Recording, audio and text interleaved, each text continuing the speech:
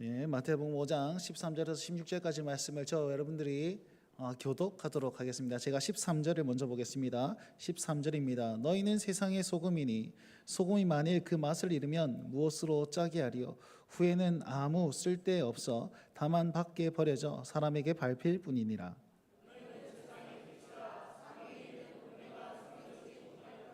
사람이 등불을 켜서 말 아래 두지 아니하고 등경 위에 두나니 이러므로 집안 모든 사람에게 비치느니라.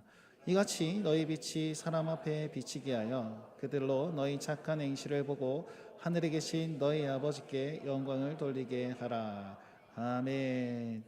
네, 오후 예배 가운데 여러분이 많이 와주셔서 진심으로 감사합니다. 그럼 식사 맛있게 하셨습니까?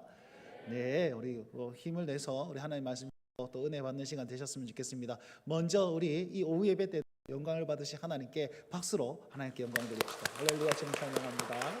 고맙습니다. 그리고 오후 예배 때도 귀한 말씀을 전해주실 우리 목사님, 오늘 말씀은요 신앙의 전인적인 성숙입니다. 여러분, 제가 2025년 들어서 성숙이라는 단어에 꽂혔는데 목사님 또 어째 그걸 아시고, 제가 아까 사석에서 물어봤습니다. 목사님 혹시 저희 교회 뒷조사하고 오셨습니까? 그러니까 그런 게 어디냐. 그런데도 불구하고 하나님 주신 마음이 성숙이라는 것에 좀 포커스가 맞춰진 것 같습니다. 오늘도 예배 드리는 하나님의 말씀 기대한다는 마음으로 우리 목사님 나오실 때 크게 박수로 환영해 주시기 바랍니다.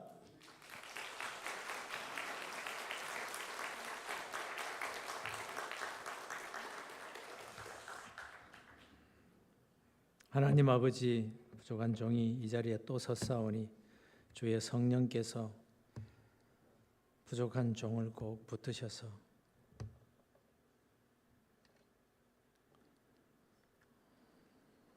인간의 말이 아니라 하나님의 말씀을 전하는 그런 부족한 종의 심령이 되게 하시고, 듣는 우리 모두도 다 하나님의 말씀을 듣는 귀가 되고 마음이 되게 하여 주옵소서. 예수님의 이름으로 기도드리옵나이다. 아멘.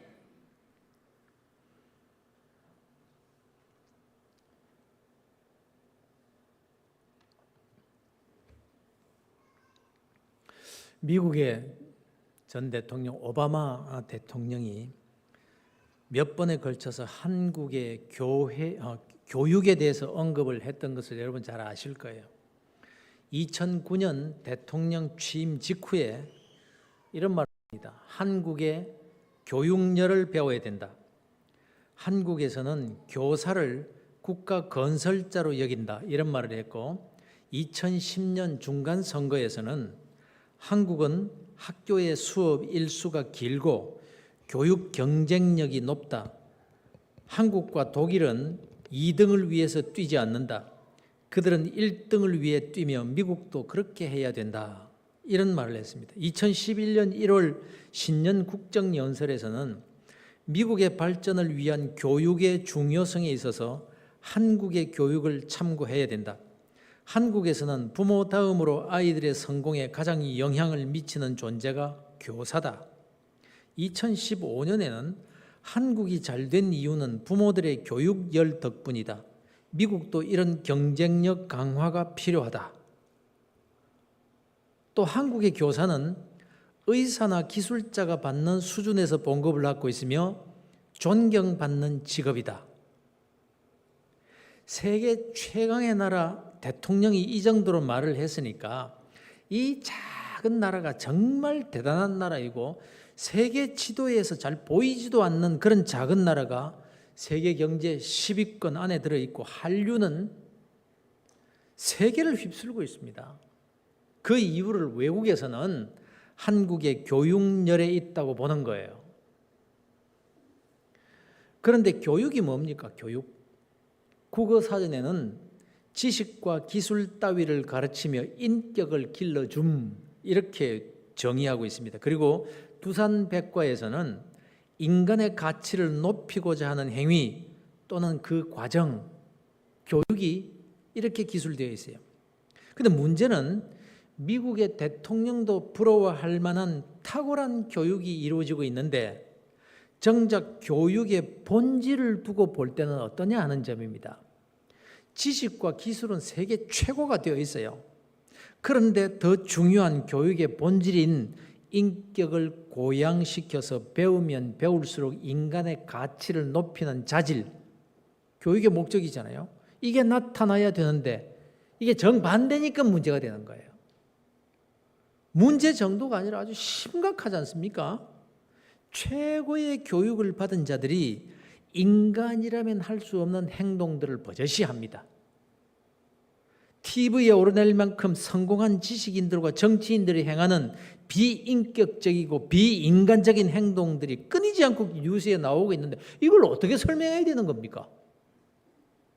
교육이 제대로 되면 반대가 돼야 되는데. 그래서 교육은 교육이로되 이제 전인 교육이 필요하다 이런 말을 자꾸 하게 되는 겁니다.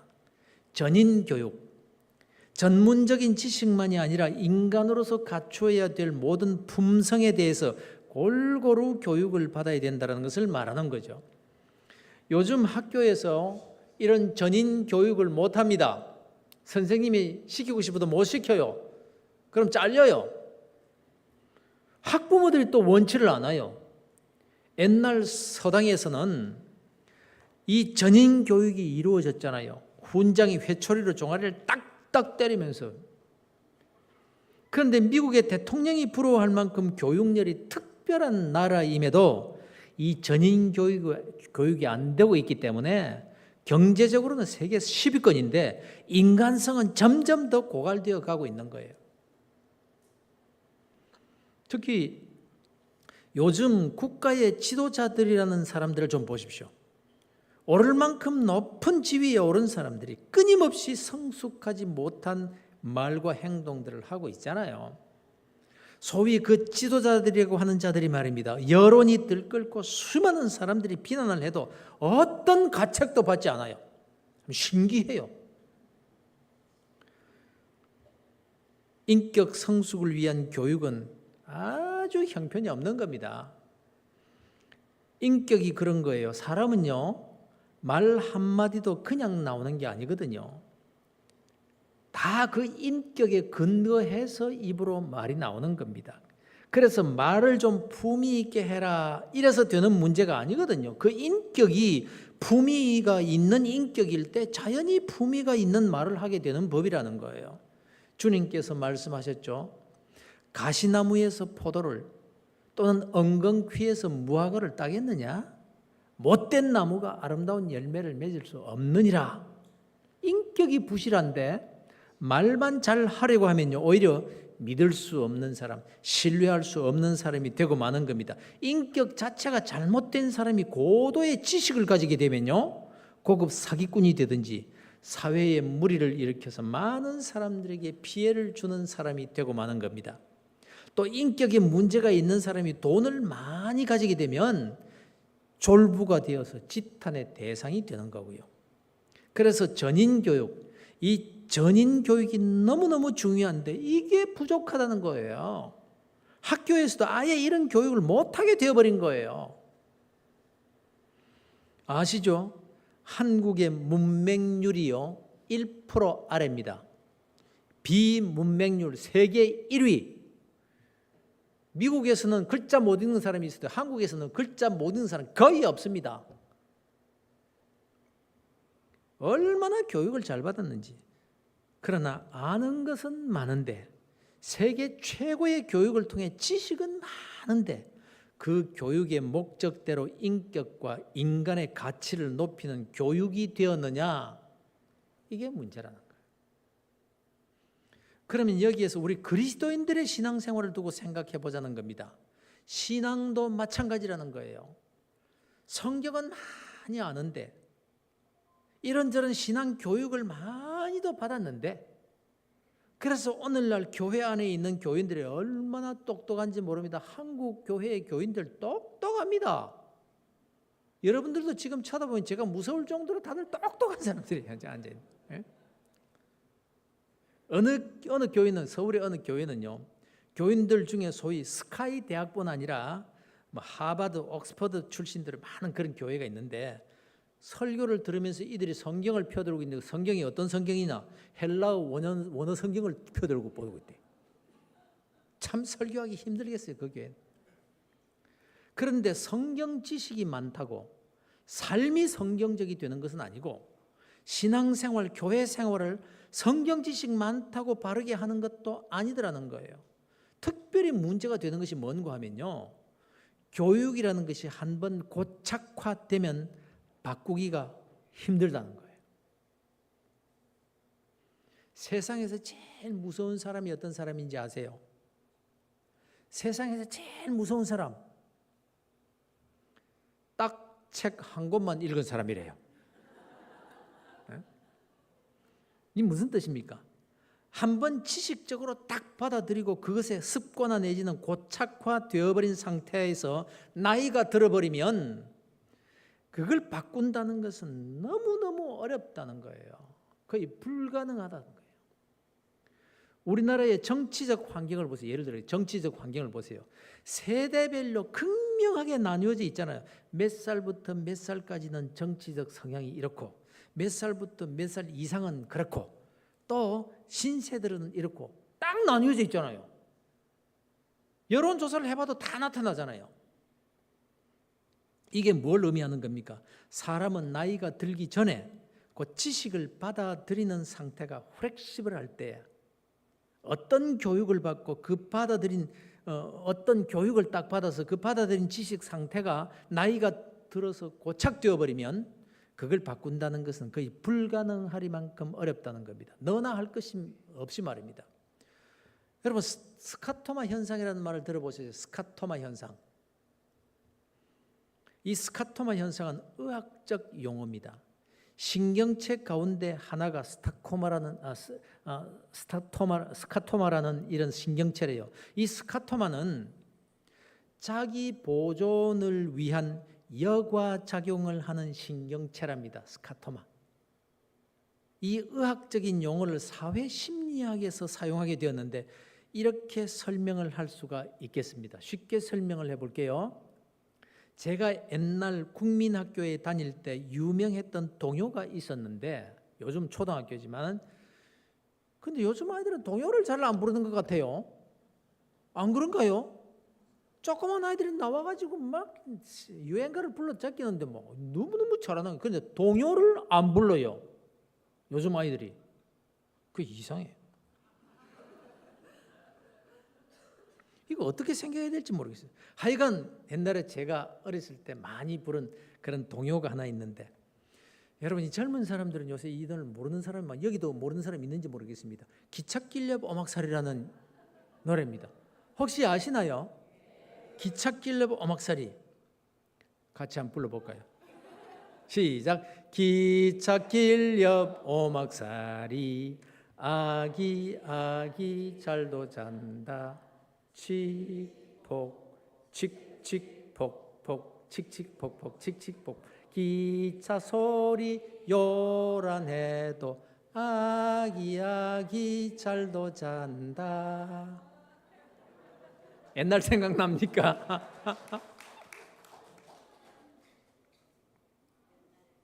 기차 소리 요란해도 아기 아기 잘도 잔다. 말이 된다고 생각하세요? 예? 여러분 기찻길 옆에 살아보셨어요? 참 말도 안 되는 소리 하고 있네. 어느 놈이 이런 가사를 지어가지고 저는 기찻길 옆에 살아봤거든요. 제가 신학을 공부하기 위해서 부산에 딱 내려와서 제가 자리를 잡은 곳이 어디냐면은 저 주례에 있는 기찻길 옆이에요.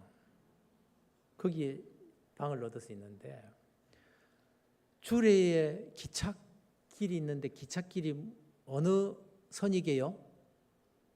경부선입니다. 경부선에 기차가 한두 대가 다닙니까? 그 기찻길 옆에 제가 집을 얻어서 이사를 한 거예요. 그런데 얼마나 힘들었는지 몰라요. 잠을 못 자는 거예요. 조금만 잠들었다 싶으면 기차가 팍 지나가는데 그냥 우두두둥 하는 게 막 그때 첫째 애가 피덩이 같은 그 애를 내가 데리고 내려왔었는데 이 애가 잠을 못 자는 거예요. 막 기차가 지나가면 깨고 기차가 지나가면 깨고 막. 그런데 잠을 못 자니까 사람 죽겠더라고요. 근데 뭐 기차 길리바 음악소리 잘도 자요. 아기 잘도 잔다. 기차 소리 요란해도 아기 잘도 자. 어느 놈이 그런 가사를 지어가지고 말도 안 되는 소리를 하고 있네. 근데 한 달 지나고 2달 지나고 3달 지났는데 제가 제 아내에게 이렇게 묻습니다. 여보, 요새 왜 기차가 안 다니노? 그가 경부선인데 기차가 안 다녀요? 그러니까 제 아내가 하는 말이 그래 요새 기차 소리를 못 듣겠네. 애기도 잘 자는 거예요. 왜요? 이것이 스카토마 현상 때문이라는 거예요. 사실과 다르지만 사실처럼 여기는 현상, 사실은 아니지만 사실이라고 여겨지는 현상, 우리 몸이 스스로 살아남기 위해서 사실이 아닌 것처럼 느끼게 만들어버리는 거예요. 이게 스카토마 현상이라고 해요. 하나님이 참 신묘막측하게 우리 육체를 지으신 거예요. 그러면 이렇게 생각해 보자는 거예요. 공동체 내에서의 스카토마 현상은 뭘까? 표준이 아닌데도 습관화 내지는 전통적인 것이 되어서 이것이 표준이다. 그래서 이것이 옳다 이렇게 해야 된다. 사실이 아닌데도 사실인 것처럼 착각하게 만드는 일들이 얼마나 많이 일어나고 있는지 몰라요. 그렇다면 교회 내에서 신앙생활하는 가운데 일어나는 바로 이 스카토마 현상은 없을까요? 교회관, 목사관, 장로관, 봉사관, 교회는 이래야 된다. 목사는, 장로는, 집사는 이래야 된다. 이게 사실이 아닌데도 사실인 것처럼 전통으로 굳어져 버린 부분들이 얼마나 많은지 모른다는 거예요. 어릴 때부터 교회 다니면서 그냥 보고 듣고 아 교회는 이런 곳이구나, 예배는 이렇게 되어야 되는구나, 아 기도는 저렇게 하는 거네. 그냥 보고 전통적인 것이 되어가지고 그냥 자연적으로 몸에 익숙하게 된 것. 그래서 그게 진리인 것처럼, 그래서 교회는 그렇게 해야 되는 것처럼, 이렇게 스카토마 현상에 의해서 우리가 잘못된 그런 신앙관을 가지고 있는 부분이 많이 있을 수 있다는 거예요. 어릴 때부터 전통적으로 받아온 신앙 교육들, 그리고 보고 배워서 저절로 몸에 익혀진 신앙생활에 대한 지식들, 이게 스카토마 현상에 의해서 몸에 익혀지고 습관화가 되고 고착화되어서 좀처럼 바꿔지지 않는 그런 부분들이 있다는 겁니다. 특히 그 신앙이 지성과 감정과 의지가 균형 있게 갖추어진 전인적인 신앙으로 성숙되지 못한, 그래서 자기가 알고 경험한 신앙적 지식만으로 체득된 그 삶을 진리로 여기며 산다는 거예요. 무서운 거예요, 여러분. 그래서 말이 안 통하는 거예요. 말이 안 통해. 오히려 그가 가진 그 경험적 신앙 때문에 말이 안 통하는 거예요. 믿음 때문에. 거기에 순교자적인 정신으로 생명을 거니까 뭐 이건 양보도 안 돼요. 그러다 얼마나 열심인지 몰라요. 주를 위해서, 하나님의 나라를 위해서, 교회를 위해서 죽기를 각오하고 자기의 열정을 막 쏟아내는 거예요. 자기 재산도 다 집어넣으면서. 소위 신앙심이 깊다는 분들에게 더 많이 일어나는 현상이거든요. 그런 분들이 열심히 섬기니까 많은 사람들에게 칭찬을 받죠. 칭찬을 받으니까 더 열심히 하는 거죠. 본인은 교회에 유익이 된다고 생각하고 또 주님께서도 기뻐하실 줄로 믿고 성도들에게도 인정도 받고 칭찬도 받으니까 아주 열심히 하는 거죠. 오늘날 그런 분들의 성숙되지 못한 그 열심들 때문에 교회에 어떤 문제가 생기면 해결이 안 됩니다. 그 어떤 교훈도 받아들이지 않습니다. 세상들이라면 어떻게 문제가 있으면 어떻게 풉니까? 막걸리, 소주 한 잔 딱 먹으면 풀자. 그럼 서로 풀어버려요. 그런데 교인들은 한번 딱 절대로 풀지 않는 거예요. 순교자적인 그 신앙과 그 열심 때문에 말입니다. 이 교회 교인들 두고 하는 말 아닙니다. 오해하지 마세요. 이것이 다 전인적으로 신앙이 성숙되지 않아서 발생되는 현상들이거든요. 바로 이런 부분에서 우리 모두가 나 자신의 신앙 상태를 한 번쯤 점검해 볼 필요가 있는 거예요. 열심히만 하지 말고. 그래서 이 시간에는 우리가 신앙생활을 하면서 바로 갖춰야 될 부분 가운데 신앙인의 인격 부분에서 조금 말씀을 해보려고 해요.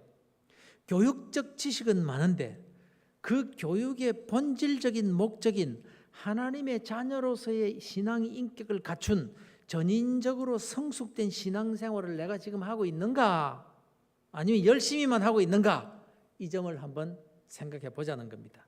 특히 교회에서 뭐 이런저런 직분을 맡고 있는 분들은 바로 이 점에서 자신을 살펴보고 교정하려는 노력이 필요하다는 거예요. 아무리 스카토마 현상으로 굳어져 있는 상태라고 할지라도 우리에게는 기도가 있잖아요. 내 힘으로는 부족하오니 성령님 도와주시옵소서. 깨닫게 하여 주시고 고쳐 주옵소서. 우리가 성령 하나님의 능력을 기대할 수 있기 때문에 기도하고 노력하면 우리가 변화될 수 있는 겁니다. 그 어떤 스카토마 현상이라도 말입니다. 기도가 뭡니까? 성령님 내 힘이 부족하오니 도와주시옵소서. 이 기도가 바로 겸손인 거예요. 겸손. 마태복음 5장에서 7장까지의 말씀을 가리켜서 흔히 산상보훈이라고 합니다. 예수님이 산에서 가르쳐 주신 복된 말씀, 아주 귀한 교훈이라는 그런 뜻입니다. 그런데 이 산상보훈은 그야말로 그리스도인들이 어떤 인격을 갖추어야 할 것인지를 아주 요약해서 잘 보여주는 말씀이기도 합니다. 만일 이 산상보훈에 기록된 말씀대로 신앙의 인격을 갖추게 되면 정말로 흔들리지 않고 무너지지 않는 성숙된 신앙생활을 할 수가 있는 겁니다.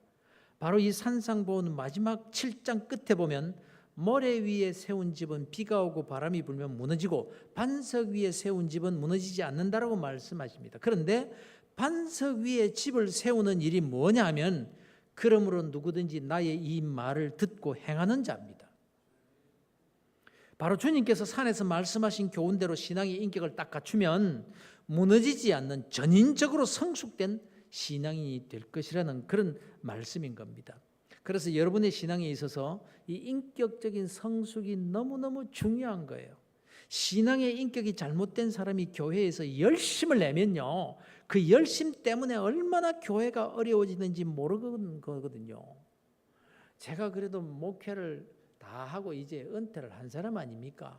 그러니까 우리 젊은 목사님들보다는 제가 교회를 조금 더 경험도 많이 해봤고 조금 하나님께서 제게 깨닫는 그런 지혜를 주신 부분이 있어서 이 말씀을 꼭 드리고 싶은 거예요.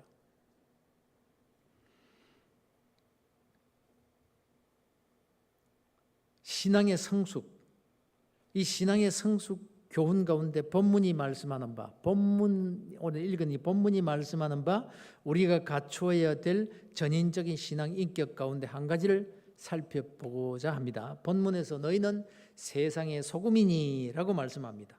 그리고 또 너희는 세상의 빛이라 이렇게 말씀합니다. 이것은 그리스도인의 신분에 대한 선언인 거예요. 여러분은 지금 세상의 소금입니까? 아닙니까?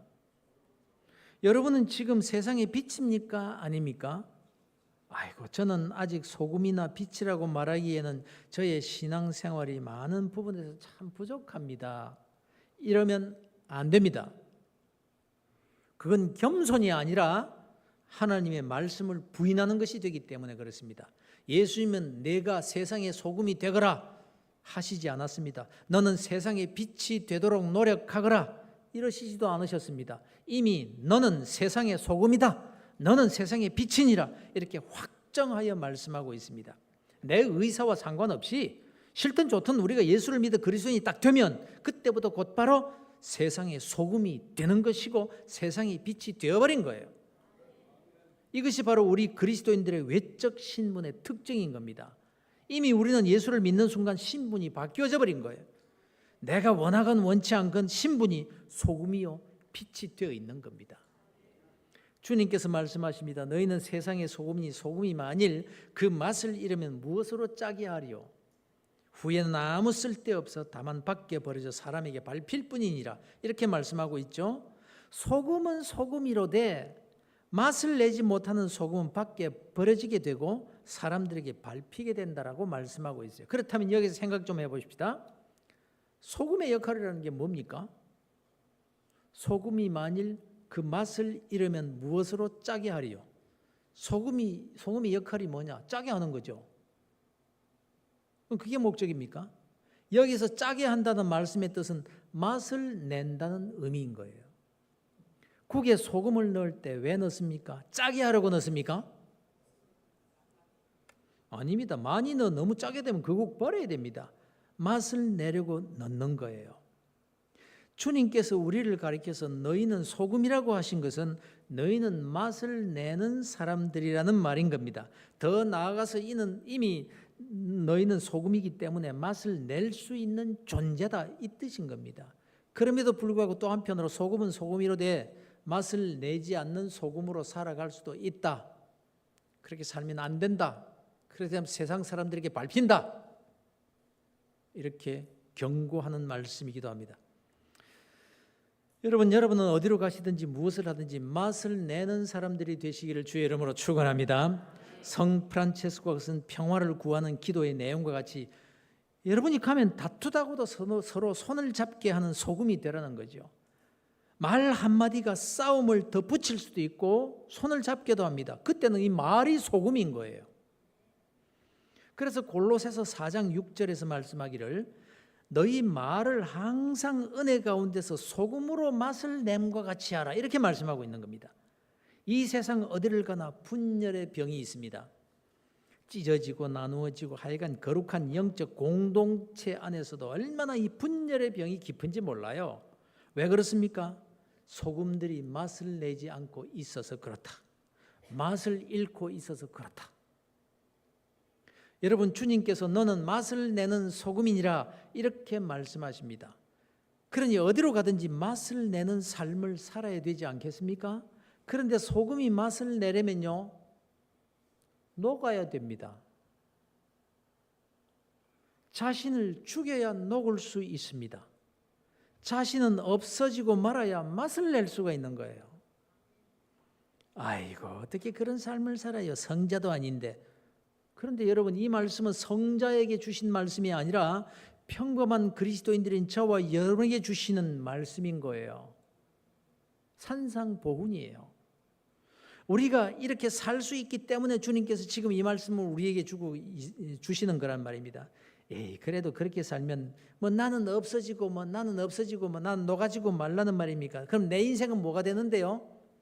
이렇게 생각하기 쉬운데 아니라는 거예요. 이 말씀을 왜 하시는 겁니까? 소위 산상보훈 중에서 팔복에 관한 말씀을 하신 끝에 주신 말씀입니다. 심령이 가난한 자가 복이 있다. 온유한 자가 복이 있다. 화평케 하는 자가 복이 있다.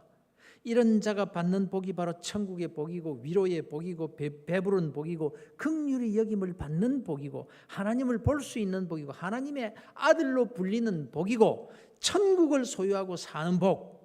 이와 같은 복에 관한 말씀을 하시면서 너는 소금이요 빛이다. 그래서 맛을 내는 삶을 잘 살아서 녹아서 맛을 내면 너는 없어지고 맛을 내면 내가 이런 복을 받게 될 것이니라. 오히려 복을 우리에게 약속하고 있는 말씀이라는 거예요. 넌 녹아서 없어져 버리고만 너는 없어지고 말아라. 이게 아닌 거예요. 하나님께서 이런 자에게 은혜와 복을 주시겠다는 말씀이고 이 땅에서 아름답고 복된 삶을 살게 된 비결이 여기에 있다는 말씀을 하고 있는 겁니다. 그러니 여러분, 교회에서나 구역에서나 소그룹이나 성도들의 모임에서 맛을 내는 소금이 되는 삶을 살아보시기를 바랍니다. 물론 녹는 아픔이 있을 겁니다. 나 자신을 녹여 없애는 일, 곧 자존심을 내려놓는 일이기 때문에 힘이 들 수도 있겠죠. 그러나 그로 인한 축복의 열매는요, 녹아지는 것, 내가 없어지는 것, 내 자존심 내려놓는 것, 그것과는 비교할 수도 없는 큰 하나님의 복이 임하게 된다라고 말씀하고 있는 겁니다. 주님께서 여기에 복이 있다고 말씀하고 있는 거예요. 아니, 하나님께서 복을 주시겠다고 약속하고 계신 겁니다. 그리고 또 너희는 세상의 빛이라 이렇게 말씀하십니다. 근데 빛을 잃으면 어떻게 됩니까? 빛이 빛을 잃는 경우 어떤 경우입니까? 물론 불이 꺼져버리면 빛은 없어집니다. 그러나 주님은 우리 그리스도인들을 가리켜 빛이라고 하셨어요. 그러니까 꺼지는 법은 없습니다. 내가 죽으면 모를 거예요. 내가 살아있는 한 꺼지지는 않아요. 언제나 등불이요 빛입니다. 그러나 그 등을 옛날에 그 곡식을 대는 말이나 돛박 아래에 어떤 큰 묽은 밑이나 상자 속에 넣어두면 주위를 밝힐 수 없게 됩니다. 그래서 등불을 등경 위에 두라고 말씀하는 거예요. 그러면 등불을 밝혀야 될 이유가 뭐라고 하십니까? 16절입니다. 16절. 이같이 너희 빛이 사람 앞에 비치게 하여 그들로 너희 착한 행실을 보고 하늘에 계신 너희 아버지께 영광을 돌리게 하라. 사람들이 너희의 착한 행실을 보고 너희 아버지께 하나님께 영광을 돌리도록 비추어 주라. 너희의 착한 행실을 볼 수 있도록 빛을 비추라. 이 말이고, 그래서 그것이 하나님께 영광이 되도록 비추라 이 말입니다. 즉 우리들의 차별화된 윤리적인 삶을 세상 사람들이 볼 수 있도록 하라는 말이거든요. 그런데 우리가 항상 착하게 삽니까? 여러분 착하십니까? 착하시면 손 들어 보세요. 들지 마세요. 다 우리는 안 착하니까.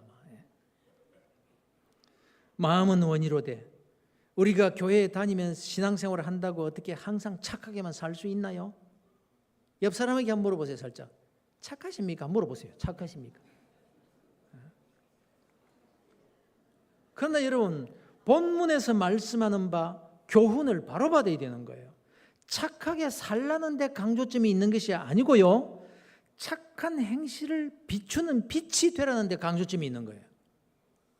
우리 그리스도인들이 서로 착한 행실에 대해서 빛이 되어서 비춰줘야 된다는 거예요. 칭찬해주고 격려해주고 선행을 찾아내어서 소개해주고 말입니다. 그런데 솔직히 우리 한번 살펴보자고요.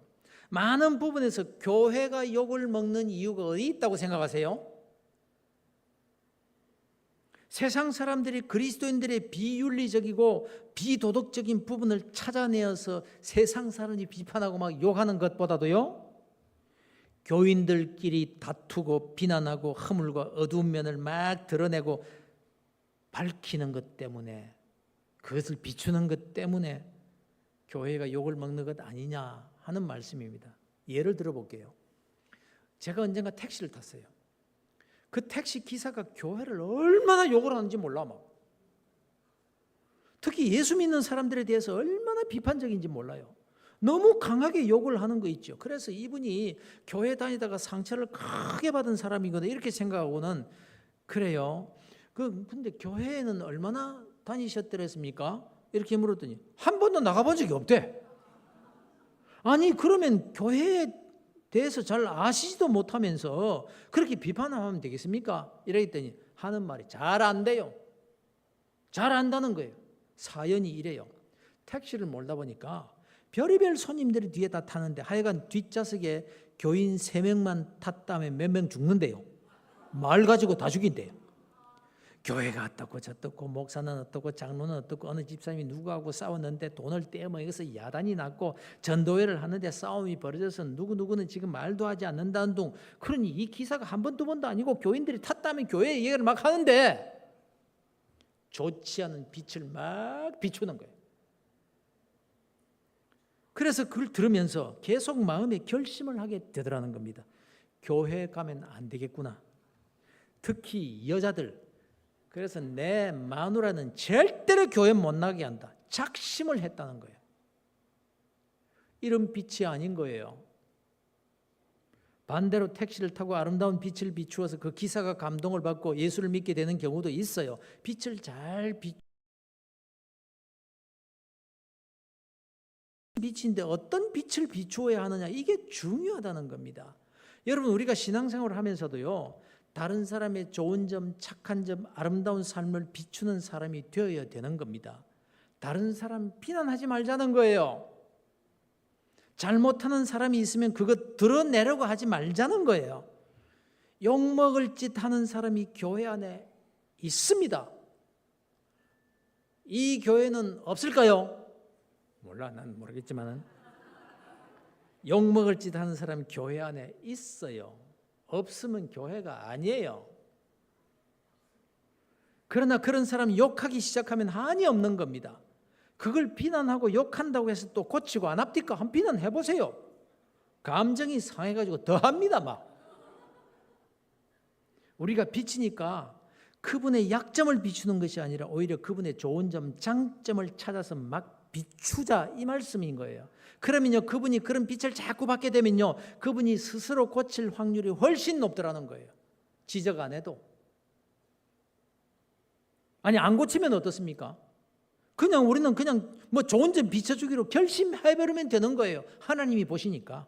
그러면 그것이 하나님께 영광이 될 뿐만 아니라 내가 행복해지는 거예요. 해보세요. 분명히 내 마음에 즐거움이 생기고 삶의 보람이 느껴지고 점점 좋은 일이 생기게 될 것이고 교회가 부흥하게 될 것입니다.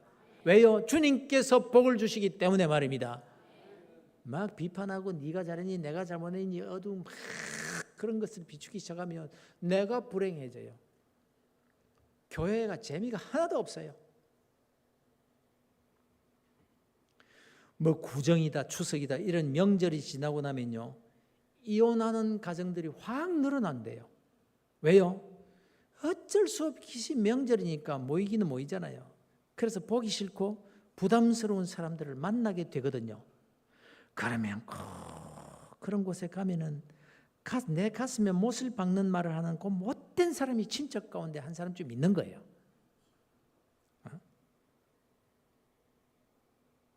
가슴에 못을 박는 말.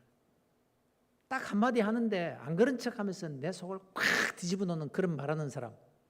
여러분 친척들 가운데서는 없으신가요? 응? 그러니까 그런 말 딱 들으면 내가 그냥 뚜껑이 열리는 거죠.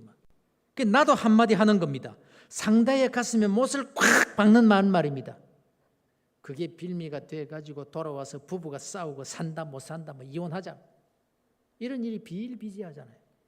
그런데 우리 그리스도인들은 딱 보기 싫은 괘씸한 친척을 그때 딱 만났을 때 저번과는 달리 그 못된 행실은 비추지 말고 딱 덮어놓고 그 가운데서 칭찬해 줄 만한 부분이 하나라도 있으면 그거 딱 찾아가지고 거기에다가 빛을 집중적으로 비추어줘 보라는 겁니다. 어떤 일이 일어나는지 하나님이 어떻게 역사하시는지 한번 보라는 거예요. 주님이 그렇게 하라고 하시니까 그러면 그가 바로 팔복을 받게 될 것이라 이 말씀인 겁니다. 여러분, 하나님이 자기 백성들을 교회로 부르셔서 신앙생활하게 하신 뜻은 무슨 일을 시키시기 위함이 아닙니다. 우리에게 이런저런 직분을 주시고는 그 직분에 맞는 일을 맡겨주십니다. 그래서 우리는 그 맡겨진 일에 열심히 봉사를 해야 합니다. 그러나 그 봉사의 일도 그 봉사 자체의 일차적인 목적이 있는 것이 아니라는 거예요. 하나님의 관심은 그 봉사하는 일에 있는 것이 아니라 하나님의 관심은 우리 자신들에게 있는 거예요. 하나님께서 우리에게 일을 맡기시는 것은 우리 한 사람 한 사람이 이런저런 그 맡겨진 일을 통해서 그 일을 하면서 예수 그리스도의 인격을 닮아 자라도록 하시는 것에 하나님은 관심을 가지고 계신 거예요. 그런데 우리는 일에 관심을 가진 거예요. 내가 이 일은 꼭 이루어내고야 말겠다.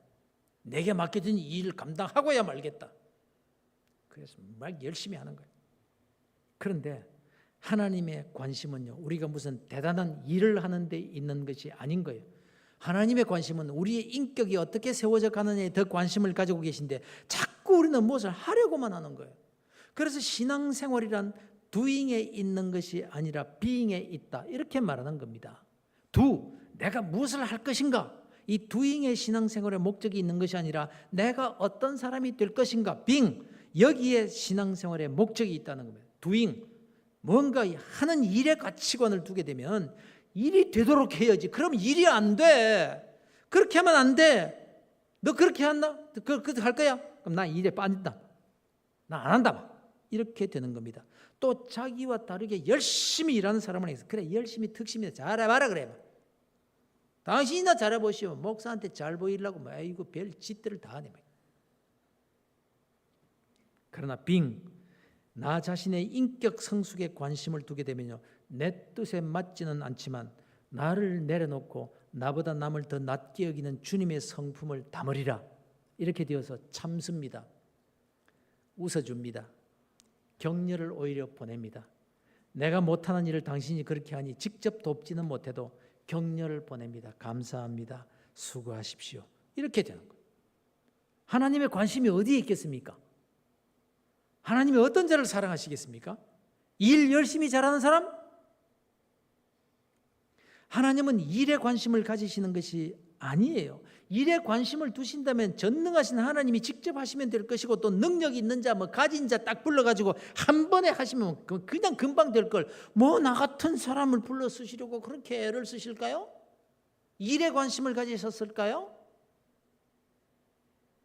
하나님의 관심은 교회 공동체에서 맡겨지는 여러 가지 일들을 통해서 그 한 사람 한 사람의 신앙 인격이 성숙을 이루어가는 데 있다는 겁니다. 그래서 자꾸 교회에 문제를 허락하시는 거예요. 하나님이 교회에 문제를 허락하시는 거예요. 문제없는 교회가 있습니까? 이런저런 교회에서 일어나는 그 문제를 통해서 네가 자라라, 인격을 성숙시켜라, 이 목적을 두고 우리를 문제 많은 교회로 부르시고는 여러 가지 일들을 맡겨주시는 겁니다. 구원받은 백성들을 문제가 많은 교회로 불러 모으신 이유는 성도들이 예수님의 인격을 닮아 자라가게 하시도록 하는데 목적이 있는 거예요. 그래서 고린도후서 2장 14절 이하의 말씀을 보면, 항상 우리를 그리스도 안에서 이기게 하시고 우리로 말미암아 각 처에서 그리스도를 아는 냄새를 나타내시는 하나님께 감사하노라. 우리는 구원받는 자들에게나 망하는 자들에게나 하나님 앞에서 그리스도의 향기니, 이렇게 말씀하고 있습니다. 우리 그리스도인들은 예수님의 냄새를 풍기는 존재들이라는 거예요. 그래서 착하게 살라고 하는 겁니다. 세상 사람들이 보니까. 그러나 우리가 착하게 살려고 노력은 하지만 어디 착하게만 살 수가 있나요? 여러분 착하십니까? 내가 얼마나 못됐는데. 그러나 이것만은 할 수 있다는 겁니다. 너희는 빛이니 빛으로 비추는 일은 할 수 있지 않느냐라는 거예요. 즉 다른 교인들의 착한 행실을 찾아 비추라, 이 말씀을 하고 있는 겁니다. 소금의 역할은 스스로 행해야 될 착한 행실이고, 빛의 역할은 그 착한 행실을 비추는 일이라는 겁니다. 그래서 사람들이 너희의 착한 행실을 보고 하늘에 계신 너희 아버지께 영광을 돌리게 하라는 거예요. 이것이 바로 빛으로서의 사명이라는 거예요. 야, 저 사람 예수 믿으니까 진짜 다르긴 다르네, 이런 말을 듣도록 비추어주라는 거예요. 저 사람이 예수 믿기 전에는 개차반이더니 예수 믿고 나서 달라졌네. 야, 저 사람 보니까 내가 교회 한번 나가고 싶은 생각이 드는데, 이런 모습을 가진 사람을 비추어주라는 거예요. 누가 비추어야 됩니까? 착한 행실을 한 사람입니까? 예, 그렇죠. 사진이 스스로 착한 행실을 해서 사람들에게 보여줘야죠. 그런데 그건 제한적이잖아요. 그것만은 아니잖아요. 오늘날 그리스도인들이 세상 사람들에게 비판받는 일이 뭡니까? 예수 믿는 사람들이 오히려 세상 사람들보다 더 정직하지 못하다, 이런 거예요. 이게 웬 말입니까? 제가 볼 때는요, 그래도 예수 믿는 사람이 세상 사람들보다는 나아요. 그들보다는 더 정직해요. 물론 안 그런 부분도 많지만 있지만, 그러나 제가 볼 때는요, 욕을 먹고 있지만 그래도 그 사람이 그래도 예수 믿으니까 그만한 거더라고요. 예수 믿으니까 그나마 그래도 한 번이라도 더 참아주고요. 예수님 때문에, 신앙인이라는 것 때문에, 북교회에 다닌다는 것 때문에, 집사라는 것 때문에 한 대 쥐어박고 싶지만은 손해를 감수하는 부분이 얼마나 많은지 몰라요. 못돼 먹은 부분이 많이 있지만, 그런데 오늘날 방송, 언론, 정치권 할 것 없이 교회와 교인 때리기에 혈안이 되어 있습니다. 하여간 조금만 예수 믿는 사람이, 교회 다닌다는 사람이 실수를 하거나 문제를 일으키면 대서특필을 합니다. 여러분, 이걸 이상하게 생각할 것은 없습니다. 당연한 일이기 때문에 그렇습니다. 세상 사람들이 교인들을 향해서 비난하고 말이죠, 욕을 하는 것을 두고 같이 그 사람들을 비난할 것 없습니다. 너희들이 뭔데 우리를 욕해? 문제가 뭔지 아세요? 세상 사람들 우리를 비난하는 그건 문제 삼을 거 없어요. 문제는 그리스도인이 그리스도인을 비난하는 거예요. 교회 흉을 보자면 죄인들이 모인 곳이 교회인데 비난할 게 한두 가지가 아니거든요. 주님께서 나는 의인을 부르러 온 것이 아니라 죄인을 불러 구원시키기 위해 왔다라고 말씀하셨잖아요. 그런 거로 교회에는 끊임없이 허물 많고 죄가 있는 사람들이 들어와야 교회인 거예요. 그래서 끊임없이 교회는 세상 사람들에게 욕을 먹을 수밖에 없는 겁니다. 죄인들이 계속 들어와야 되니까 주님 오실 때까지 말입니다. 그래서 역설적입니다만 교회가 세상 사람들에게 욕을 먹지 않으면 교회가 아닙니다. 무슨 저런 말을 하는고?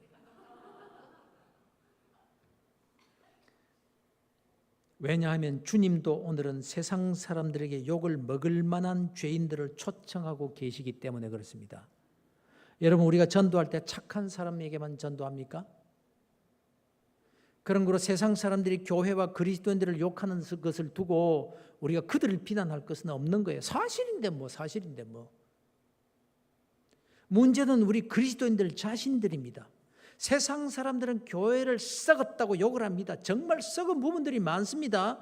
특별히 오늘날 신앙의 지도자들 때문에 교회가 얼마나 욕을 많이 먹고 있는지 모릅니다. 저도 목회자의 한 사람으로서 부끄럽기 짝이 없습니다. 정말 죄송합니다. 그런데요, 저 서울에서 유명하다는 교회에 유명한 목사 한 사람이 뻥 터뜨리면요, 지방에 있는 목사들은 가만히 앉아서 폭탄을 맞습니다. 아시나요?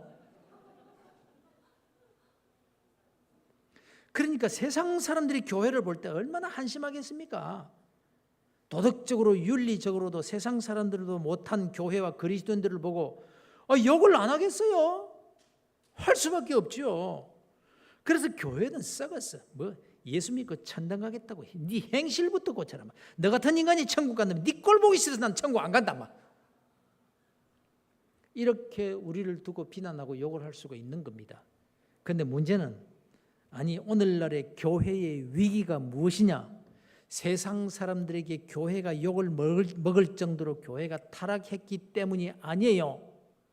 교회 안에 있는 그리스도인들이, 교회 안에 있는 지식인들이, 교회 안에서 정의를 부르짖는 의인들이 세상 사람들이 교회와 그리스도를 비판하는 그 가치관으로 똑같이 교회 안에서 소리를 지르고 있다는 거예요. 예, 세상 사람들은 교회를 향해 썩었다고 돌을 던져요. 당연한 거예요. 그런데 교회 안에 있는 그리스도인들은 그들이 욕하고 돌 던질 때 어떻게 반응을 해야 되느냐? 돌을 탁 던지면 맞으면서 그래, 맞다. 너희들한테 욕을 먹어도 싸다.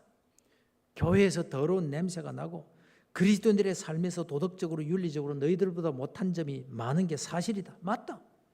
고치도록 노력하고 주님의 말씀대로 살기 위해서 좀 더 애쓰면서 살아볼게.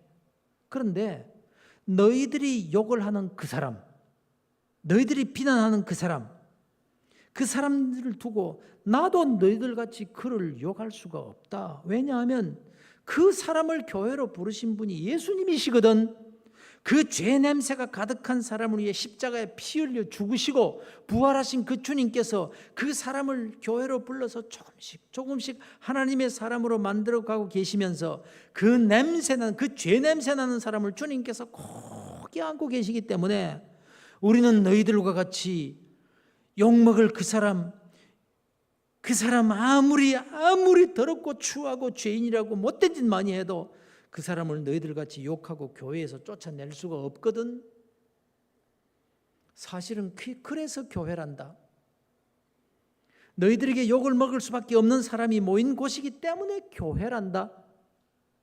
이게 사실이잖아요.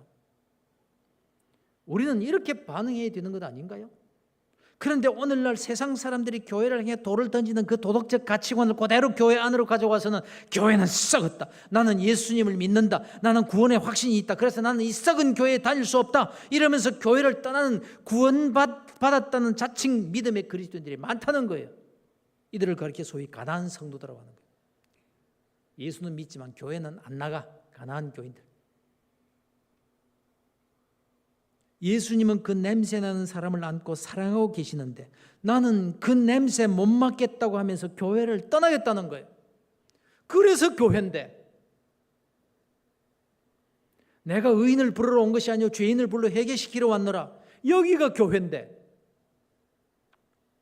그래서 주님 오실 때까지 교회는 세상 사람들에게 욕을 먹을 것입니다.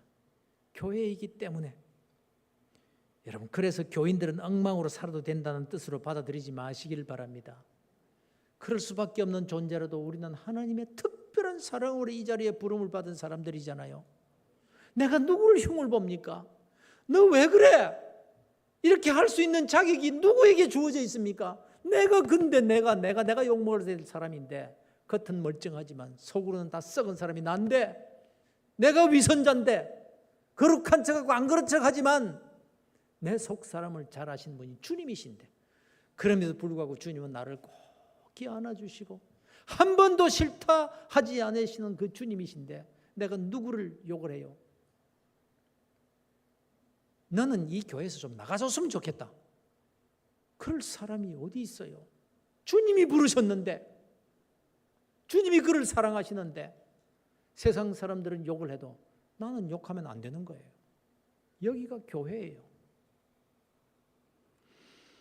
다시 한번 16절을 보시겠습니다. 16절.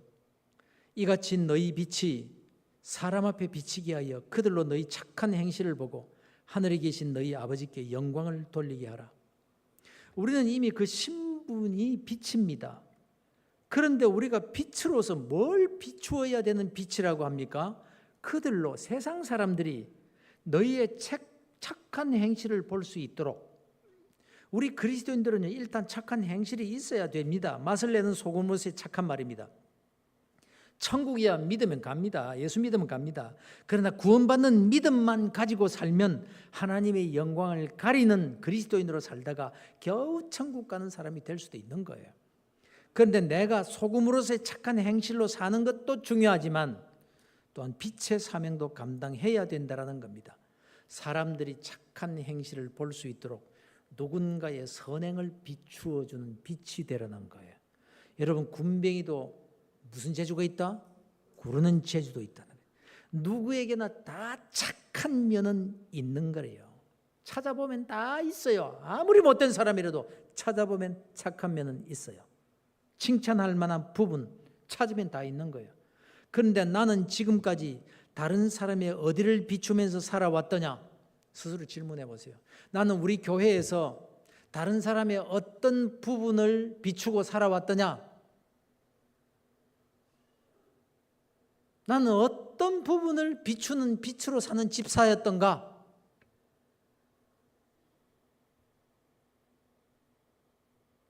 모여서 수근수근 남의 흉본 적은 없습니까?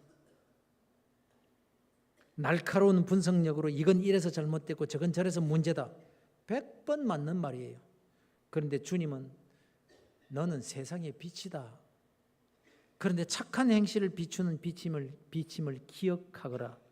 왜요?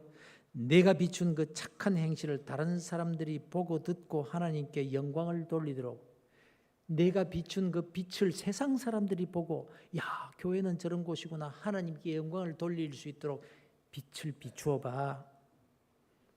그래서 히브리서에 보면 모이기를 피하는 어떤 사람들의 습관과 같이 하지 말고 말세가 가까울수록 모이기에 힘쓸 것을 권면하면서 이렇게 말씀합니다. 우리가 믿는 도리의 소망을 움직이지 말며 굳게 잡고 서로 돌아보아 사랑과 선행을 격려하며 모이기에 힘써라. 왜? 모여서 뭘 하라는 거냐? 서로 돌아보아 사랑과 선행을 격려하며. 이것이 바로 착한 행실을 비추는 빛이 되라는 말씀과 동일한 말씀인 거예요. 여러분, 할 수만 있으면 칭찬을 훈련하시길 바랍니다. 격려하고 위로하고 축복하는 일에 훈련 받으시길 바랍니다. 하늘의 상급이 너희에게 큼이라. 그 못된 부분 그거는 그냥 보지 마세요. 그거 보면 나도 속상하고 입으로 한마디 또 해야 되고 그럼 그게 죄가 되고 하나님이 싫어하시고. 그런데 좋은 점 그거 찾아가지고 집중적으로 비추어 보라는 거예요. 그러면요, 하늘에서 너희 상이 큼이라. 하늘까지 갈 것도 없고 이런 신앙의 인격자가 되면 존경받는 지도자가 되고 존경받는 재직이 되고 존경받는 그리스도인이 될 겁니다. 여러분, 지금 한국 교회가 위기라고들 합니다. 교회가 교회답지 못해서 말입니다. 그러나 이렇게 세상적 가치관으로 교회를 보면 정말 소망이 없습니다만, 교회마다 그 세상적 가치관으로 교회를 보는 그리스도인들 때문에 오히려 몸살을 앓고 있는 거예요. 교회를 사랑한다고 합니다. 교회를 위해서라고 합니다. 주님을 믿고 주님을 사랑하기 때문이라고 합니다. 그러나 그런 가치관으로 교회를 섬기는 그 열정, 그 열심 때문에 교회가 무너져가고 있다면 이게 과한 표현일까요?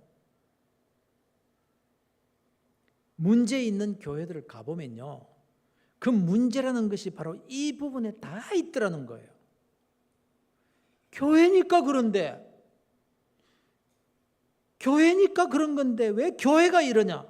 이것 때문에 문제 해결이 안 돼요. 뭐 정권위원회다, 수습위원이다 정해가서 권면을 아무리 해도 안 되는 거예요.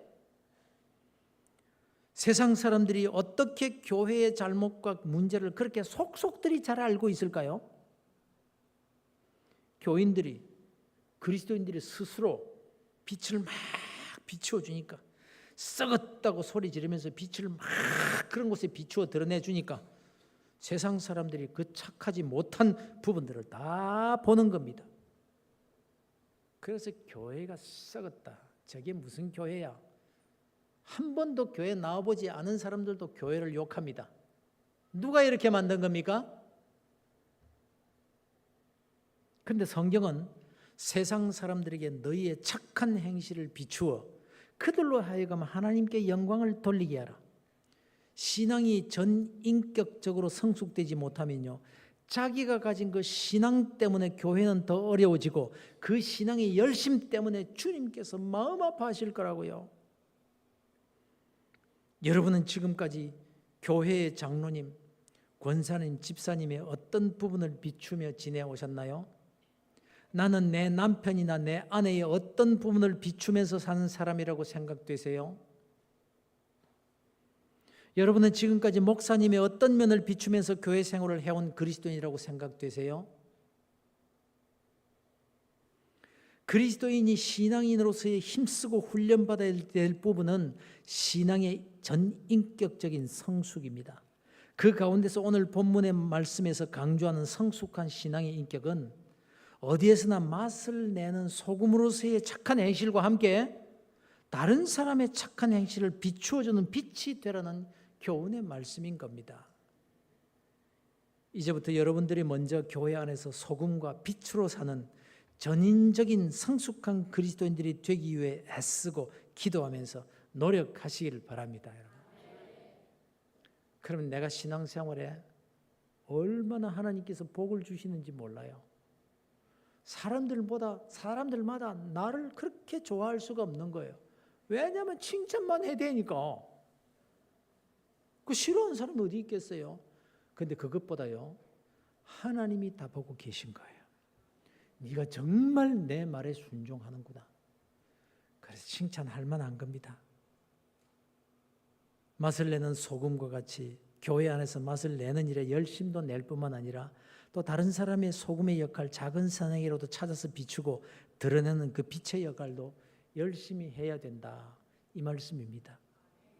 여러분이 이런 삶을 사시면요, 이 교회가 소문나기 시작할 겁니다. 다른 면에서 소문나는 게 아니라 하나님께서 소문을 내실 겁니다. 너는 지금 어디를 비추며 살고 있니? 내 남편 자랑 좀 하며 사니? 여자분들 모이시면 남편 자랑합니까? 남편 욕합니까? 주님께서 원하시는 걸까요? 가정도 참 교회잖아요.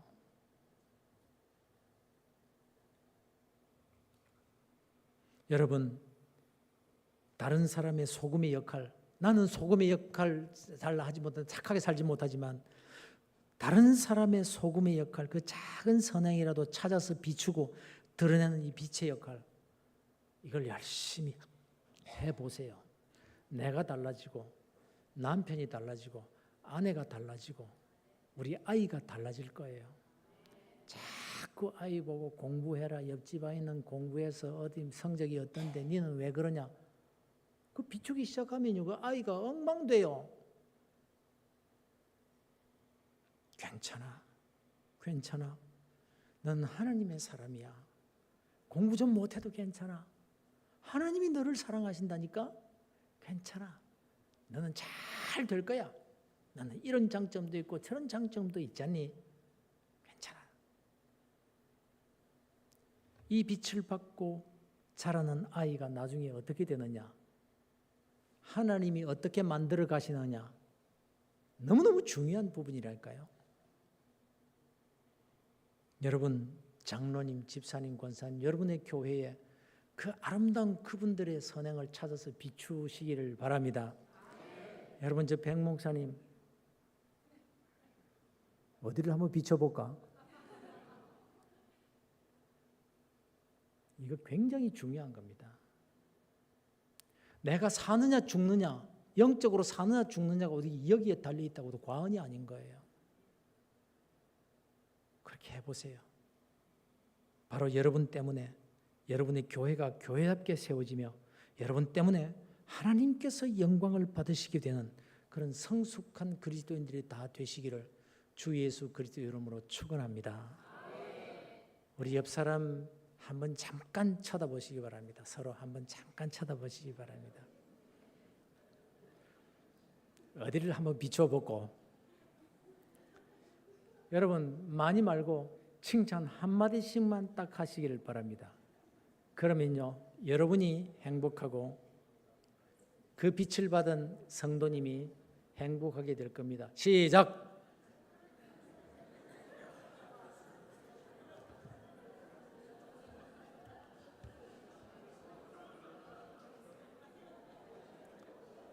아무리 봐도 니는 안 되겠다. 이러면 소망이 없는 거예요. 소망이 없는 거예요. 예. 참 좋으신 우리 하나님, 너무너무 좋으신 하나님, 나 같은 거 싫다 하지 않으시고 오늘까지 여기까지 인도해 주신 에베네셀의 하나님 아버지, 저는요 참 제 자신이 얼마나 부족하고 못난 사람이고 저는요 목사가 됐지만 목사가 될 자격이 조금도 없는 사람이었거든요. 그래서 나는 남보다 10년이나 더 늦게 신학 공부를 해가지고 만학을 해서 목사가 된 사람입니다. 다른 사람보다 거의 10년이나 먼저 은퇴를 한 사람입니다. 왜 하나님께서 나 같은 사람을 이렇게 목사로 세우셨을까? 그런데 내가 나 자신을 살펴보면요, 도대체 하나님의 부름을 받을 만한 그런 게 하나도 없어요. 하나님의 은혜예요. 그래서 너 같은 자를 내가 목사로 세워 주었으니까 너 그거 평생에 잊으면 안 된다. 그래서 저는 늘 생각하는 거예요. 내가 목사가 됐냐고 어깨에 힘을, 목에 힘을 주는 순간 나는 망한다. 그래서 나 같은 사람이 목사까지 되었으니까 교회 안에 내가 비판할 사람, 내가 야단칠 사람 한 사람도 없더라고요. 한 사람도 없어. 그런데 목회에 오면서 어떤 사람에게는 상처를 준 적도 있고 내 표정 하나로 그 마음을 아프게 만든 사람들이 자꾸 생각이 나는 거예요. 그게 아닌데.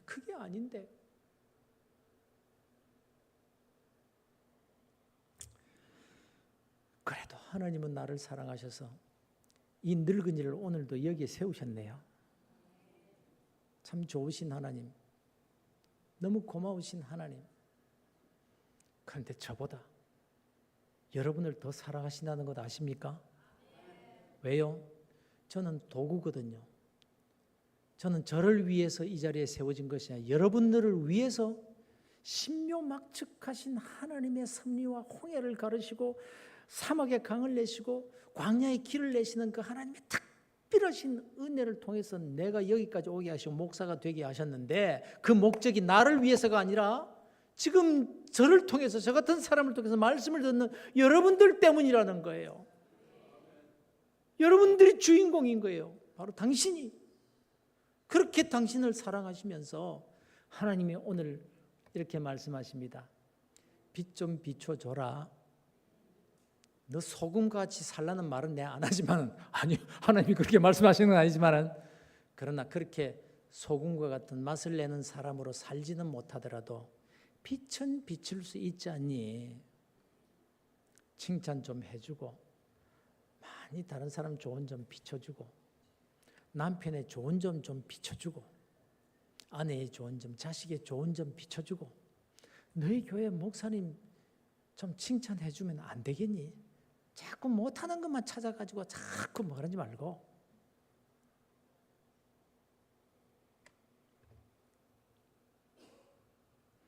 제가 목사님 편드는 겁니까?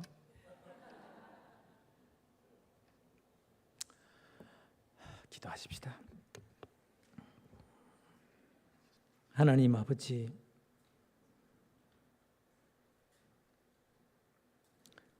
교회 생활 열심히 한다고 해왔지만 또 말씀 앞에 비추어 보면 열심히 하는 것만이 중요한 것이 아니라 소금의 역할로서 맛을 내는 삶을 살고 또 소금의 아름다운 모습을 나타내는 사람을 비추어주고 칭찬하고 격려하고 소문내어주고 박수 쳐주는 그런 삶이 더 중요하다는 것을 또 깨닫게 되고 보니 참 부끄럽습니다.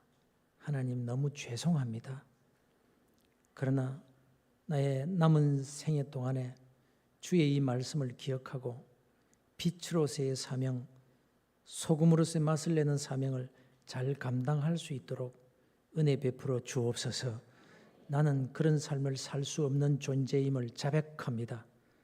그러나 성령 하나님께서 도와주시고 붙들어 주시고 이끌어 주시면 그렇게 살 수가 있겠사오니 하나님 아버지께서 도와주옵소서. 우리 백 목사님을 이 자리에 세우셨사오니 목사님을 통해서 하나님께서 원하시는 아름다운 말씀들을 많이 전하게 하시고 또 교회가 부흥되게 하시고 많은 사람들이 위로를 받게 하시고 한 마음으로 주님을 잘 섬겨 이 교회가 소문난 교회가 되게 하여 주옵소서. 아니, 주님께서 소문 내어주시는 교회가 되게 하여 주시옵소서. 하나님, 아주 부족한 종이 말씀을 전하였지만 이제 한평생 나의 남은 생에 얼마나 남았을지 모르지만 오늘이 마지막일 그런 사람들도 여기에 많이 있습니다. 그러나 이제 남은 생에 우리가 서로 만날 수 없을지라도 그리스도 안에서는 만남은 있어도 헤어짐은 영원히 없음을 믿습니다. 저 천국에서 만났을 때에도 하나님께서 우리를 얼마나 사랑하셨는지 우리가 이야기하면서 감사하면서 하나님께 영광을 돌릴 수 있는 저희들이 다 되게 하여 주옵소서. 부족한 종이 이 교회를 위해서 기도할 때에도 하나님께서 들으시고 응답하여 주옵소서. 예수님의 이름으로 기도드리옵나이다.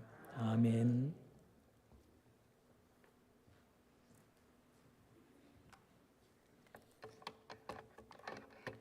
귀한 말씀 감사합니다. 말씀을 기억하시면서 우리 찬송가 620장 함께 찬양하겠습니다. 찬송가 620장입니다.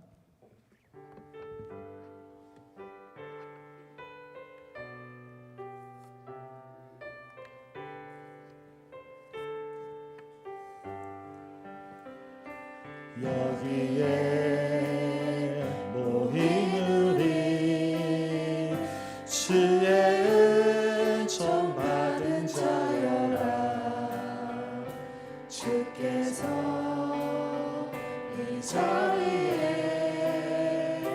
함께 계심을 알아라.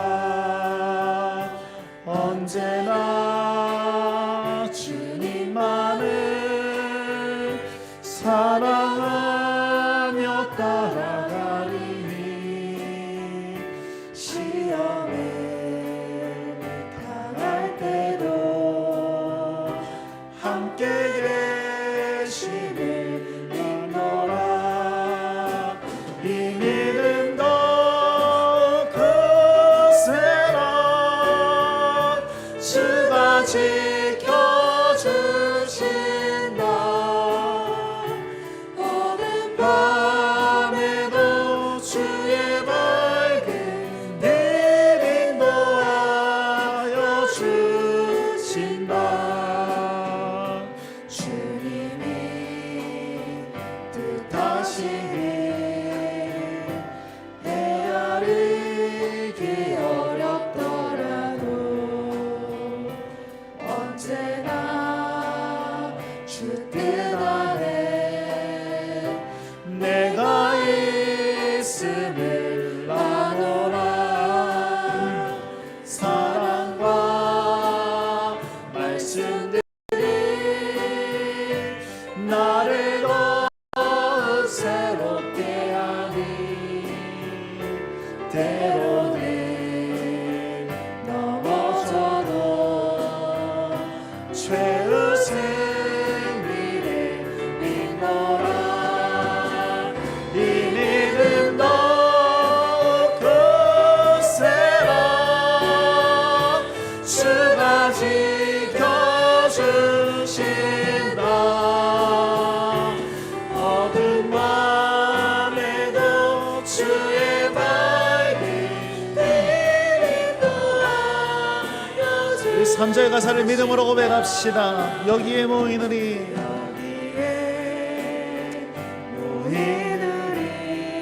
사랑받는 주의 자녀들 축복합니다. 주의 자녀라.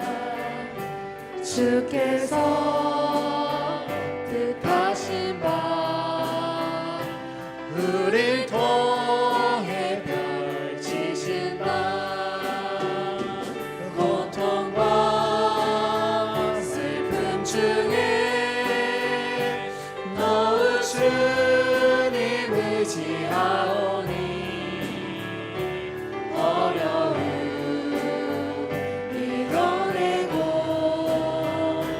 주님 더욱 찬양하라. 이 믿음 더욱 크세라. 주가 지켜주신다. 어둠 밤에도 주의 밝은 길 인도하여 주신다. 아멘. 우리를 위해서 우리 조석우 목사님께서 삼위 하나님의 복을 선언해 주시겠습니다.